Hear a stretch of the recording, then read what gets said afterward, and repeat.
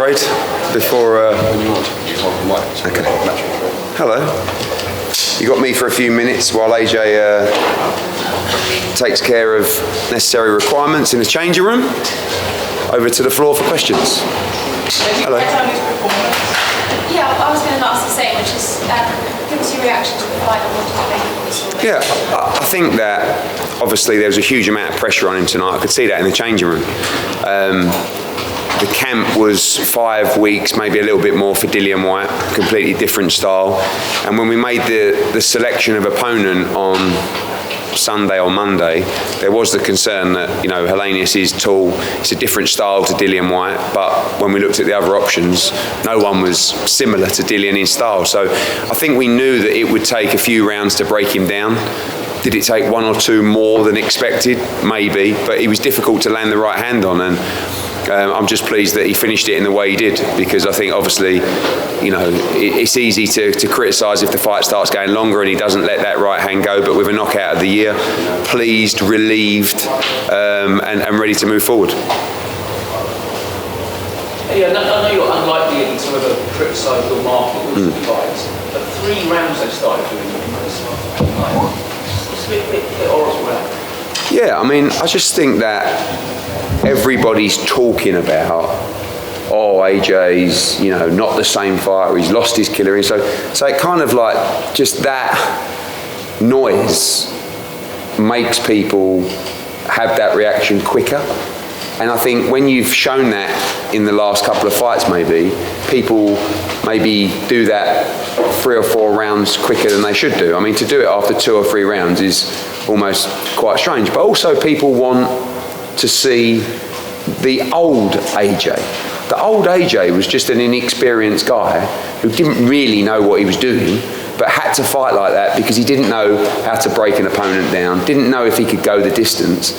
And now I think it's just a stage of doing things his way after giving everybody great entertainment. And he'll still give entertainment, but he's also not going to necessarily take chances that could see him lose a fight he shouldn't, cross his feet over, trade with his chin in the air, and, you know, all these kind of things when he can do what he did tonight. Now, in an ideal world, that would have come in the 3rd, 4th or 5th round, and, you know, you wouldn't have seen that reaction. But at the end of the day, I think now he should be as selfish as possible, and I think he should fight in the way that will see him beat his opposition. And tonight he got the job done. Eddie, after tonight's performance, did it tell you everything about AJ that shows that he'll be ready for Deontay Wilder in January? I think that he can beat Deontay Wilder comfortably, but he can also get beat by Deontay Wilder. And I don't think necessarily, I mean, the good thing is he got, 7 rounds in against a tall opponent who can punch a bit with a backhand. I think it's difficult to replicate certainly the power of Deontay Wilder. But I've always felt that AJ can outbox Deontay Wilder, but also I prefer him to box tentatively than his old style against Deontay Wilder. I know he can beat him with that style as well, but I would like to see him box Deontay Wilder, try and break him down. If he lands the right hand on Wilder like that, the fight's over. And vice versa, if Wilder lands the right hand. That's why it's one of the best fights in boxing. But I also think you're not really going to see the best of AJ in fights against Franklin and Helenius. That's why he chose Dillian Whyte, because it was a fight that he actually wanted and he could get up for. So this week's been a complete nightmare. And you know, I didn't, honestly, if he would have just boxed like that for another 6 rounds and just won on points, I know people would have been disappointed, but I would have just gone, thank God. But just pleased that he got the showreel knockout. Do you think though AJ is to go the distance like that with Wilder and take his time, that will be much more explosive, much more of a dangerous risk to be in the ring with someone like Wilder? Fury got put down 4 times boxing Wilder. If AJ is to get tagged like Fury, would that be something you wouldn't want? Yeah, maybe, but obviously, you know, I think you'll box according to the opponent, and I think that maybe he fights more aggressive against Wilder. I don't think you're going to see him just taking chances. I think he likes his chances as a boxer puncher. Again, I think maybe a couple of rounds of trying to find that distance too much tonight. He struggled to time the right hand. That's what he said as soon as I got in the ring. He said he was really awkward to try and land the right hand. And obviously, Helenius had a go for about two rounds, and then kind of went into a little bit of a shell, using his feet in and out, and it was difficult to land flush without backing him up, and I felt like maybe he should have backed him up a little bit more, because every time he did, he looked dangerous. Eddie, he said in the ring that he was about twice more this year. He told us he was fighting Manchester. Surely they... No, I mean, I think he just loves fight. Like, honestly, I've never seen him like this before, where he just wants to be so active. I mean, 2 times is going to be difficult, but certainly would love to fight again this year. We know that the Wilder fight would land probably in January, but also at the same time, he's been around a long time, where he's not just putting all his hopes on that fight. Like, it can get made, and it maybe it won't get made. It's all on Skills Challenge in Saudi Arabia, whether that fight happens. Everything we're hearing from every side is that fight's going ahead in January. But until we sign, we've got to keep the options open. But again, my worry is that who's it going to be? And I think boxing at that level that he's boxing at tonight, and Franklin, although they gave him decent opposition, it's just, he wants to be in those big fights. But at the same time, he's really enjoying his time with Derek James. The camp was totally different. The sparring was totally different. He was a bit more tentative because I just think it was a new opponent and there was so much on the line. But he's enjoying his boxing. If you do a deal in the next few days with Skills Challenge and it's signed from this side, would you forego a fight number 4? Oh yeah, that was the fight. That was the fight before. If we fight Wilder, and we 100% want to fight Deontay Wilder. To be honest with you, like, AJ is easy. Like, he would fight Wilder, no problem at all. If he can't fight Wilder, or that deal falls through, he'll want to know when he's fighting next, because that's his mindset at the moment. I think he would like to get back out to Dallas, back into camp. He'll have a few weeks off, but he's not going to want to hang around. And my only worry is when Deontay Wilder boxes. I heard that Malik Scott said on our Matchroom Boxing podcast that they're planning a fight in October, which worries me a little bit. But at the same time, one of the things that shows you how much AJ wants to fight is, I don't think Deontay Wilder would box for the purse that AJ boxed for tonight. And AJ really don't care. He doesn't care how much he's getting to fight Deontay Wilder. Honestly, he just wants to fight. And if that's going to take time, then he'll want to fight again ASAP. But from the team's point of view, and I know what he wants ultimately, the Wilder fight's one we want to get. Eddie, what did you make of the crowd reaction after the rounds? Yeah, a bit disappointing, but also understand everybody's looking for the big KO. Everybody's had a few beers, and it was quite a late main event. And I think, like I said to Wally, the news, not agenda, but of he's this, he's that. It does happen, I mean, even going back to, like, if a fighter has had a performance where someone thinks they're a little bit gun shy or whatever, I've seen it with other fighters. I mean, all of a sudden, the pressure mounts earlier to be exciting. And that's what people want. That's what they pay the money for. But I think he'll be excited, and he gave you knockout of the year, but he'll also box in a way that will give him every chance to be victorious. Eddie, we had a late replacement. We had the Wilder fight looming. It felt like we were back in 2019. Were you worried at any point, especially after those first 2 rounds? Yeah, not really in the ring. It was pretty tense back in the changing room, because I feel like there wasn't a lot of upside tonight. Everyone was, obviously Deontay Wilder knocked him out in a round, and that was one of the decisions why we didn't go with Helenius first time around. Before Dillian White signed, Ajit Kabayel and Helenius had both agreed terms, but there was always a little bit of reluctancy to fight Robert Helenius because of the Wilder fight. So there wasn't really, I think the best we could hope for was a knockout like that. I know it went a few more rounds than people might have liked, but that was about the best finish we could hope for, which was a one-punch devastating knockout. So relieved. It was pretty tense backstage. I mean, he puts so much pressure on himself because of the work that he's put in. He puts his pressure on himself for the performance, and I think sometimes, no one's a big fan of critics, and obviously they got him on him early tonight, but he repaid them. Have you got any message from Shane Finkley yet? Not yet, no. I'll just check.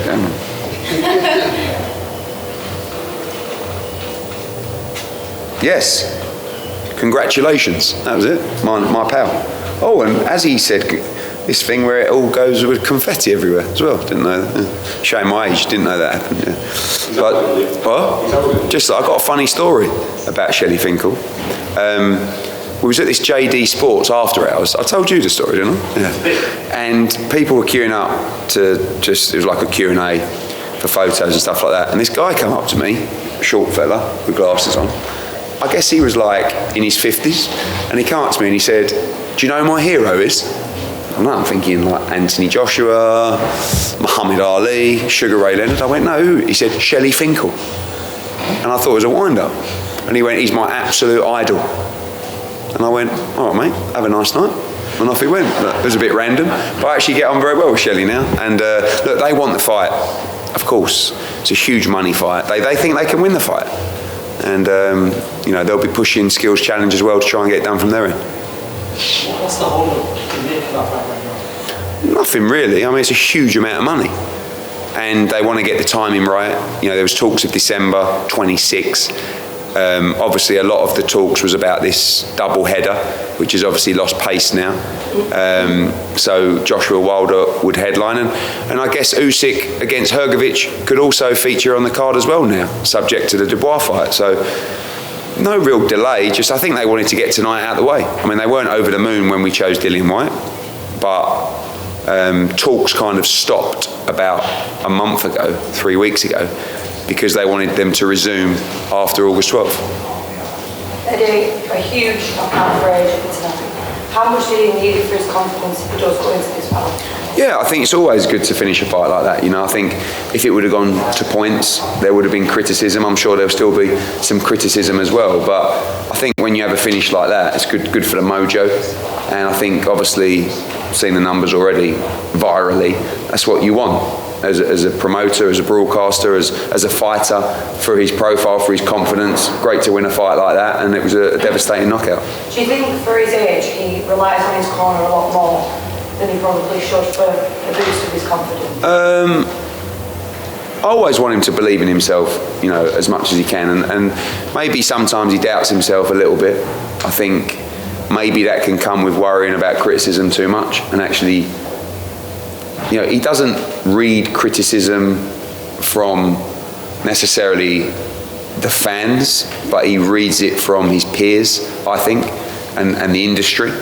I probably won't admit that, but and I think he wants to prove he wants, I think, whether he admits it or not, I think that's important to him, to be respected in boxing as a guy who fought everybody and was a very good fighter. So I think sometimes he doubts himself a little bit too much. And I said to him in the change room tonight, and I hear everything about camp, especially from sparring partners and the trainers of sparring partners. And for the Franklin camp, the response was good, but this camp was different.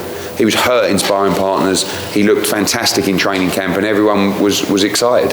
The change of opponent derailed maybe the performance a little bit, but he should have confidence because he's a tremendous heavyweight. And he's, I felt like saying in the change room tonight, you're almost like a veteran. He's been through so much. I mean, you think, he boxed Vladimir Klitschko at Wembley. Even before that, Dillian Whyte here in a tear-up for the British title.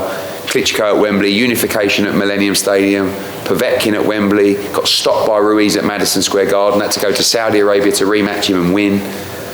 Came back, fought Usyk twice, won it in top. I mean, he's done it all, so he should believe in the experience that he's gained. And you don't think he listens to the crowd a bit too much? No, I don't think so. No, I think he's needed that voice in the corner, the one voice that he believes in, and I think he believes in Derek James now. And I think Derek said to me after the fight, I was just saying to him, just keep backing him up and look to find that right hand. And I think Josh said, I'm just struggling to find the right hand. He said, just keep throwing it, it will come. And obviously, it did. And last one for me, do you think he should have checked on Helenius straight after rather than gone off? Yeah, I did. When he went out the ring, I looked over at him, and we sort of crossed eyes about that, and I went to check on Helenius, and he was fine. He was trying to get his oxygen off. He wanted to get up, but he got. I think there's a little bit of frustration, and again, I just think you're damned if you do, and you show sometimes too much compassion. you've lost there's no bad boy in you, and you behave like that, and it's like, oh, you didn't show enough compassion. Honestly, I wouldn't worry about it now. Just do whatever feels right at the time, because the criticism is going to be there whatever way. So I think he was a bit frustrated that maybe the fight was as slow as it was, and it was a bit of relief, and he knew Helenius was okay. I want to get a word on what happened when Conor went to the ring. It seemed there was a bit of a problem between his own security and your security. To the ring? To the ringside, yeah. I'm not aware. I know that earlier on in the night I saw some sort of nothing major, but just I think obviously when you travel in big numbers, and our security is doing a job to make sure that certain people get ringside, but I don't believe it was anything of any note, but haven't heard anything from the team, but obviously we'll have a debrief tomorrow. Eddie, at the end of the fight, Joshua said he's carrying the whole in the heavyweight division on his back. That was a bit tongue-in-cheek, but do you think he actually feels that way and he has to have that extra pressure on him? I think he feels like he probably not necessarily has more to prove than everyone, but everyone's looking at him to do something spectacular. I mean, when you look at the heavyweight division right now, Usyk is an outstanding fighter. Is he overly entertaining in the ring? He's a genius, but Tyson Fury, his last fight was against Derek Chisora, and he's now fighting a guy from MMA who's never had a boxing match before. So he's not really doing a lot for the heavyweight division, is he? Deontay Wilder hasn't boxed for 18 months. Andy Ruiz hasn't boxed for a year. So, I mean, that's the first time I've actually thought about it like that. So, Josh is active. He's had 2 heavyweight fights in the space of, 4 months? And he wants to fight Deontay Wilder. So, I think this is a good run for AJ. I mean, it's definitely the most active we've ever seen him, especially through COVID. He was down to nearly 1 fight a year. So, that's 2 fights in 4 months. And he wants to get back in the ring ASAP. Yeah, he wants to be active. He's with Derek James now, which he seems very happy with. He seems very motivated. It's almost like another stage of his career. He's so driven. Do you feel like with Derek James that he's still learning? He's always learning constantly. He's a student of the game, and he wants to learn. He wants to keep learning, and probably overthinks a little bit too much sometimes. But he's so invested in the sport. Like, his whole life is boxing. It's actually remarkable, through what he's achieved, through what he's earned, that he just still lives like a boxing nut in camp. He gives everything. All he tries to do is find an edge, find a way, improve. It's boxing, boxing, boxing. It is the only thing that he has any interest in his life. And I think he should be applauded for that, to be that hungry for success still at the stage that he's at. And obviously he's found a place in Dallas that he's happy with Derek James. Absolutely. And he deserved that little sip of the beer at the end. Yeah, I'm not sure that was the greatest move in the world, the Irish stout, but 2 sips as well, 2 gulps. But I think it was a lot of emotion, a lot of relief as well. I did tell Conor that we should send 2 invoices for that, because that was definitely not in the agreement. What did you make of Derek Chisora's performance? I think it was a sluggish performance against a difficult style for him, someone that moves a lot. And the question is, do I feel that Derek Chisora should retire? I think it's disrespectful for me to voice too much of an opinion on that of someone that knows himself better than anybody. If I'm being completely honest, and he phoned me up and said, that's it for me, I'd be pleased, because I think that's a good time to bow out after a victory. And I don't think he can win a fight at the top tier of the heavyweight division anymore. And I don't want to see him get stopped in a fight or whatever. But at the same time, I respect him and I like him a lot. And it's up to him, But it's really down to what level you want to continue fighting at. So for me, his best days are behind him. And I think those around him will be a better judge than me. But if he stepped away from the sport, I would also be happy that he's certainly done his service and he could retire. But he also loves fighting. Again, we talk about AJ. It's very difficult to leave the sport, and AJ is obviously a lot fresher and fighting at a different level. But when you love something like that, and it consumes your life, they don't want to walk away. But obviously, he's just not performing at the level he once did. At what point do you feel it's your responsibility though? Not mine. I don't represent him. You know, I don't have any promotional contract with him. You know, it's AJ's show. Skills Challenge requested to put him on the show and paid for that, which he told everybody at the press conference. So we do that. I'm not going to turn around and say I'm not allowing him to box on Anthony Joshua's show and sorry, Skills Challenge, but would I put him in a fight on my show? Not necessarily, but he's great value. He's a great man, but at the same time, I really feel like it's a personal decision and one that I'll say it's none of my business, but I would be happy if he walked away. Yeah. Any more questions, guys? All right. We've got about 10 minutes until AJ's in, so if you want to come out, Yeah. Okay. sit tight, get him in as quick as possible.